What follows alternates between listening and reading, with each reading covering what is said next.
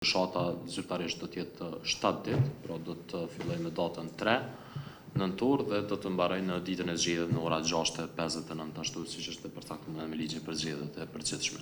Për listën votuese jashtë vendit, pra të njëjtit votues që janë regjistruar në fillim do të kenë të drejtën për të votuar në raundin e dytë të zgjedhjeve në ato komuna. Pra nuk do të ketë mundësi shtesë për regjistrim, sepse kështu është normuar dhe rregulluar në legjislacionin tonë sekondar. Ata që mbushin 18 vjet do të përfshihen në listën përfundimtare të votuesve, që është nuk është numër shumë i lartë, por do të përfshihen në listën përfundimtare të votuesve për raundin e dytë të zgjedhjeve. Ata që jetojnë jashtë që i mbushin 18 vjet gjatë kësaj kohe kanë mundësi në orë me bërë sefte votimin këtu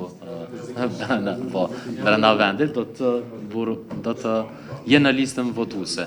Jo vetëm ditët, po dhe orët edhe minutat janë të rëndësishme sidomos për komunat në të cilat dihet tashmë që jo dhe shkojnë edhe në balotazh, shkojnë në rënd dytë edhe sa më herët që ne i përfundojmë procedurat tona, shpallim rezultatet përfundimtare, rrjedhin afate të tjera dhe më herët mund të fillojnë në ato komuna dhe përgatitjet pastaj. Një tabel, një raport për secilin komunë veç me pas se ku kemi ankesa dhe ku nuk kemi ankesa, që t'i hapet rrugë që shpallis rezultatet përfundimtare. Mos presim për një komunë që mund të jetë e vogël apo për dikun që mund të pas shumë ankesa e për disa të tjera që nuk ka hiç, me prit edhe me shtyn këtë rast të shpallin rezultatet përfundimtare. I shpallin të pjesshme rezultatet përfundimtare aty ku është e mundur.